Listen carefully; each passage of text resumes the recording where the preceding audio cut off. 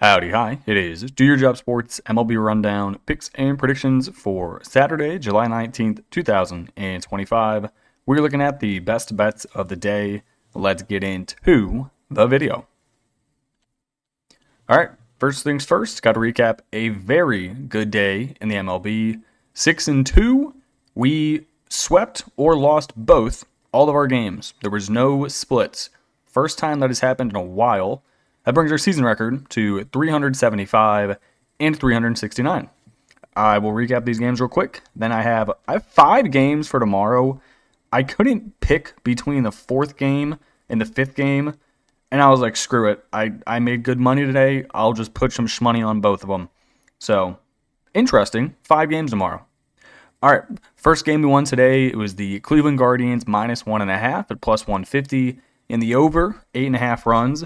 This was looking like a 100% sweat-free win, and then we had to start clenching our buttholes at the top of the 9th inning. Going into the top of the 9th, Cleveland was up 8-3. Laying 1.5 at +150, you felt pretty good. The final score of this game was 8-6, as the Guardians let up 3 runs in the top of the 9th. Then we had to bring in the closer, Emmanuel Clase, who comes in and goes strikeout, strikeout to end the game. We win 8-6. The over was never a doubt. At one point, Cleveland was winning, 7-0? Yeah, 7-0 going into the top of the 5th inning. You had Jonathan Rodriguez, first ever MLB home run. Angel Martinez single. David Fry, 2-run bomb. You had a Brian Rocchio appearance with a double scoring 2. You had a Carlos Santana sac fly. Nolan Jones showed up to the party. And then the top of the 9th, the Angels come back. But not enough, as their -1.5 stands. Another one that was really greasy, Marlins, +105 on the money line, cashes over 8.5 run, also cashes. This one was a 5-4 ball game going into the top of the 9th inning. The Marlins then let John Rave hit his 2nd home run of the season. John Rave is hitting 176 on the year. 176. He hit his 1st and 2nd home run of the year today. This game. So that was interesting. They tie it. They then go into the 10th inning. The Royals score 2 in the top of the 10th. Then the Marlins say, no, we will do you one better. Kyle Stowers, walk-off, 2-run bomb, bottom of the 10th. Thank you, good night, and goodbye, Kansas City. Final game, the freest sweat-free game of the day. Rays -125, over 8.5 runs. The Orioles only scored 1 run. The Rays scored 11.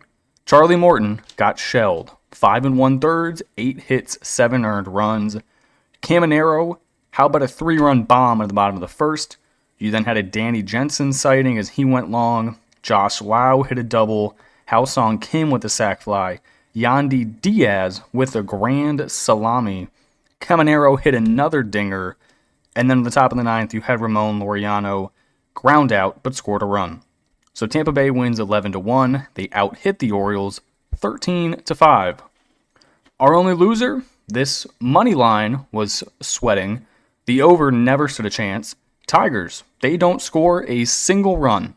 They lose the game 2-0 at the Rangers. Both teams had 4 hits. Nothing happened in this baseball game. Literally nothing. It was a Corey Seager double in the bottom of the 8th that scored Josh Smith and Cody Freeman. Thank you for nothing, Detroit. If you would like to go lose the next 20 games in a row, I would be very appreciative. All right, that's the recap. Let's get on to the picks for tomorrow. First game of the day here, we're going to take a look at, we're taking the Nationals +120 on the money line. Also going to rock the over of 8.5 runs. San Diego, game 2 in DC. Yu Darvish is on the bump for the Padres. 0-1 with a 6.48 ERA. Yu Darvish has pitched a total of 8 innings this year. He is a 6.48 ERA, 7 strikeouts, 6 walks, and 6 earned runs. It ain't going well for Yu Darvish. His most recent start was the 12th. He went 4 innings, gave up 5 hits and 4 earned runs. Before that, it was the 7th, where he went 3 innings, gave up 3 hits and 2 earned. He's walking a ton of guys. He's not going far into the game. That is not going to be ideal. Padres, they won the first game of the series 7-2. The Nationals, they suck at baseball. Mitchell Parker on the bump, 5-10 with a 5.12 ERA. I'm not going to try to come out here and tell you Mitchell Parker is good at pitching because he's not. In his most recent starts, he's given up 7, 4, 3, 3, 1, and 6. This dude is not very good. But if you're going to give me the Nationals at plus 120 at home against a Yu Darvish who is coming off of injury and looks horrible, I will take it. The favorite thing here, though, for me would be the over of 8.5 runs. Neither of these teams' pitching is very good. They both have decent enough lineups. Give me the Nationals plus money. Give me the over 8.5. Next game we're going to run back Marlins at home plus 100 on the money line. This one, first pitch is at 4:10 Eastern. Kansas City loses game 1 of the series in extra innings. This time, they got Michael Wacha on the mound, 4-9 with a 3.74 ERA. Going up against Cal Quantrill, 3-8 with a 5.62 ERA.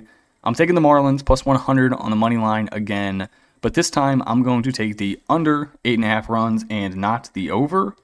Cal Quantrill, he was doing very good until in his most recent start he got shelled. But prior to his most recent start, where he gave up 5 runs at Cincinnati, he's given up 2, 2, 2, 3, 3, 2, 2, 1, 1. That is quite good for Cal Quantrill, considering in the beginning of the year he was giving up 4, 4, 7, 6, 3. Not good numbers. But Cal Quantrill at home hasn't been awful this year. Then you have Michael Wacha, who despite having a 4-9 record this year, really hasn't been that bad. Pitching to a 3.74 ERA. His most recent game, he went 5 innings against the Mets, where he only gave up 1 earned run. Prior to that, he gave up 4 at Arizona, 5 at Seattle, 3 to Tampa Bay, 1 to Texas, and 5 to the Athletics. So he's probably going to go about 4 or 5 innings, give up 2 to 3 runs. I just think the pitching matchup is solid here. The Kansas City Royals suck. They're not good. They're 4 games below 500. If they lose these first few series coming out of the break, they're going to have to sell. Maybe not even. Do they have anyone to sell? Not really. Maybe Michael Garcia. That's it. That's really it. Give me the Marlins. Give me the under. The Royals are shit. Next game. Give me the White Sox plus 120. After what I saw from this Pirates team today, they look absolutely disgusting. First game back from the All-Star break. What do the Pirates do? They lose 10-1 at home against the second worst team in baseball in the Chicago White Sox. You should not be a baseball team if you let that happen. So I'm going to take the White Sox plus 120 on the money line. Also going to take the under of 8.5 runs. White Sox on the mound. Adrian Hauser, 5-2 on the year, 1.56 ERA. This dude's a beast. Pirates, they got Mike Burrows on the mound, not related to Joe Burrow. I don't even know why I said that. Anyway, 1-3, 4.83 ERA. The real story here, though, Adrian Hauser. This dude is a gem, an absolute gem. His most recent starts, 7 innings versus Toronto, gave up 1 earned. 8 innings at Colorado, 0. 7 innings versus San Fran, 0. In his last 22 innings pitched of baseball, he's given up a singular run. Uno. And we're going against a Pirates team who is one of the worst batting teams in the league. 26th in average, 30th in home runs, 30th in slugging. This team is ass. Mike Burrows for the Pirates. He's like every single Pirates pitcher, run-of-the-mill, well, besides Skeens, but you know what I mean. His most recent starts, he's given up 6, 0, 1, 0, 4. Main problem, he doesn't go far into games. The farthest he's made it this entire year is the 5th inning, and that was at Seattle. So he'll probably go about 4 innings. You'll then get to see the Pirates bullpen, who is horrible, and they used a lot of them the previous game. Give me the White Sox. Give me the under. I think we see a White Sox 5-1 victory. Next game we are going with the if it ain't broke, don't fix it strategy for these final 2 games. Orioles, Tampa Bay. Give me the Rays minus 125. Give me the over of 8.5 runs. Game 1, of this series, I think, was very indicative of how the second half of baseball is going to go for both of these teams. The Orioles, they are going to be selling. They lost 11-1 in the first game of this series. They are now 10 games below 500. They suck at baseball. The Rays, they still got something to prove. They still think they have a legitimate chance of making a playoff run this season, which I would agree with. You're 4 games over 500. Yes, you are 4th in the AL East, but you got a serious chance at making a wild card spot. And with how bad the Yankees have been playing recently, your main target might be Toronto. So I think they got a shot at doing some damage. Zach Littell, 8-7 on the year with a 3.56 ERA. Going up against Dean Kramer, who is 8-7 with a 4.24 ERA. He hasn't been pitching bad recently. Dean Kramer's actually been really, really solid. His most recent starts, he's given up 0, 5, 0, 1, 1, and 4. He's been pitching decent. But then you have to account for the fact that Baltimore's bullpen is horrible and they can't hit the ball for shit. Zach Littell, his most recent games, also been going really solid. He's given up 3, 1, 1, 1, 3, 1, 3. So it looks like you're either giving up 1 run or you're giving up 3. I will take both of those outcomes. Give me the Rays minus a short number. Give me the over 8.5 runs. We are going to do it again. Guardians, minus 1.5 at plus 155. Don't mind if I do. The Athletics, they're bad at baseball. 17 games below 500. They have Luis Severino on the mound, who is 2-11 with a 5.16 ERA, going against Logan Allen, who's looked like one of our better pitchers in his most recent starts. His most recent games, he has given up 2, 1, 3, 3, 2, 2. But those have been against all really good teams. Detroit, St. Louis, Toronto, San Fran, Cincinnati. Those are all teams who have playoff aspirations.